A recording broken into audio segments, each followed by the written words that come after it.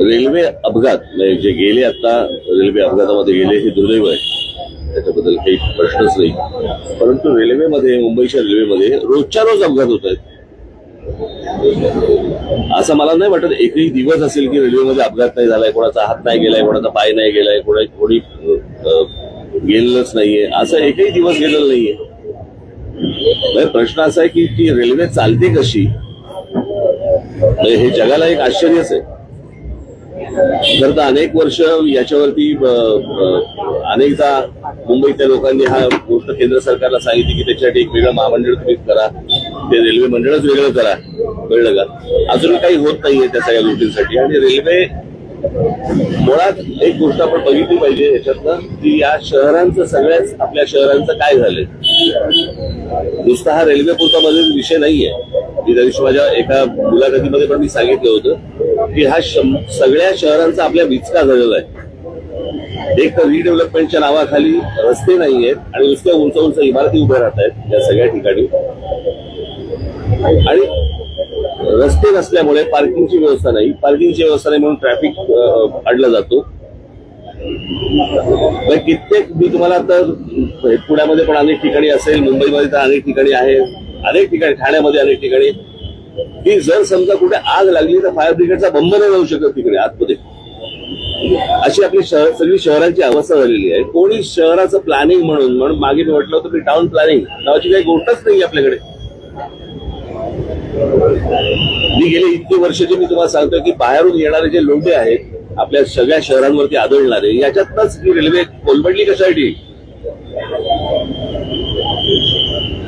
रेल्वेचा बोजवारा उडालेला आहे, सगळ्या अख्ख्या ट्रॅफिकचा बोजवारा उडालेला आहे. लोकांना चालायला फुटपाथ नाहीयेत, ट्रॅफिकसाठी वाहनांसाठी रस्ते नाहीयेत, कोण येतंय कोण जातंय माहिती नाहीये. नुसते तुम्हाला मेट्रो आणि त्या काय ते तुमचे बाकीच्या सगळ्या सोयी सुविधा करतात ते काय मेट्रो आणि काय करतात ते मोनोरेल, याने प्रश्न नाही सुटणार. मुंबईमध्ये मोनोरेल्स आहेत, मेट्रो आहे, सगळ्या गोष्टी रेल्वे आहे, बरोबर आहे. मग गाड्यांचं रजिस्ट्रेशन थांबलं का? टू व्हीलर, फोर व्हीलरचं रजिस्ट्रेशन थांबलंय का? नाही थांबलंय. म्हणजे त्या गाड्या येतातच आहेत. म्हणजे नक्की मेट्रो कोण वापरतंय, मोनोरेल कोण वापरतंय, कोण काय करतंय, काही कोणी पाहायला तयार नाहीये. सगळेजण फक्त आपले निवडणुका आणि प्रचार आणि सगळ्या याच्यातच सगळ्या गुंतलेले आहेत. शहरं म्हणून याच्याकडे बघायला कोणी तयार नाही. आणि शहरांबद्दल बोललेलं याच्यावरती तुमच्या चॅनलवरती त्याला किंमत नाही.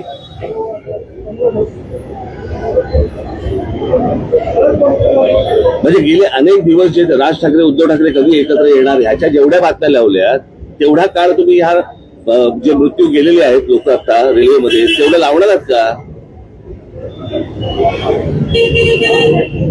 आपण कशाला महत्व द्यायचंय, कोणत्या गोष्टीला महत्व द्यायचंय हेच समजेल असं झालंय सगळ्या गोष्टींमध्ये.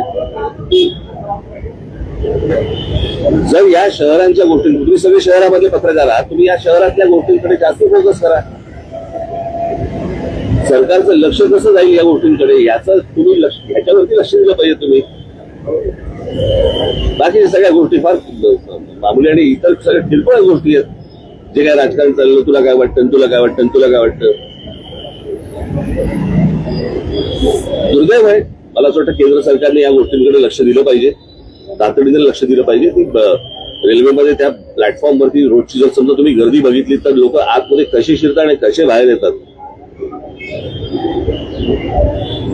रेल्वेने प्रवास मीही केलेला आहे. कॉलेजमध्ये असताना मी 2 वर्ष बिहारमधले प्रवास करायचो, त्याच्यामुळे मला माहिती आहे रेल्वेचा प्रवास काय असतो. आणि रेल्वे स्टेशनवरती गर्दी, त्यावेळेला गर्दी खूप कमी असायची तशी.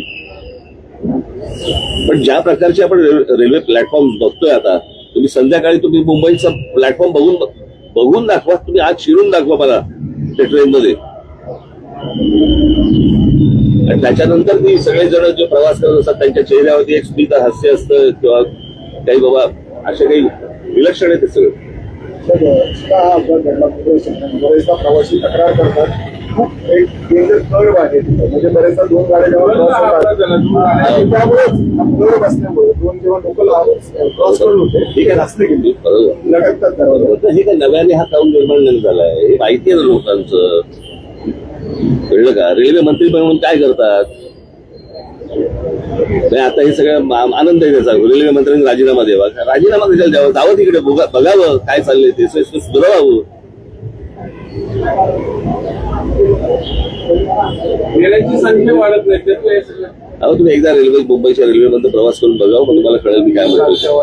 ऍडमिनिस्ट्रेशनचं म्हणणं याच्यावरती त्याचा क्लोज एसी लोकलला होती, मग ते फिजिबल वाटतं.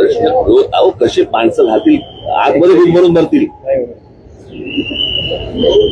किती गर्दी असेल कल्पना आहे का तुम्हाला? पण महाराष्ट्र म्हणजे त्याची एक जागा बाबा बाहेर पडण्यासाठी पाहिजे, एक जागा आत जाण्यासाठी पाहिजे. काही नाही, जिथनं बाहेर पडतायत तिथनंच आत जातायत. तर ज्याला उतरायचंय तोच परत पुढच्या स्टेशनवर जातोय. आता जो अपघात झाला त्यावेळेस तिथं सुविधा पण मदत कार्य पण लवकर पोहोचलं नाही. मागे पण नाही का तुम्हाला आठवत असेल की त्याच्यावरती आंदोलन झालं होतं, त्या ब्रिज मध्ये सगळे पडला होता पडला होता आणि सगळं झालं होतं. सगळ्या ठिकाणी आहे. माणसाची किंमतच नाही हो आपल्याकडे देशात. सकाळी घरी गेलं तर संध्याकाळी येईल का नाही माहित असतं. याचं कारण माणसाची किंमत नाहीये. हीच गोष्ट जर समजा जगात कुठेही घडली असली ते कसे बघतात त्याच्या गोष्टींकडे. आपले हे सगळे जातात ना, आता परदेशामध्ये जातात, सगळे जग बघून येतात. मग हे सगळे मंत्री संत्री जे जातात ते काय नक्की घेऊन येतात? तिकडची रेल्वे तुम्ही आणू नका, बाकी विचार तरी आणा, तोही नाहीये. फ्रस्ट्रेटिंग आहे.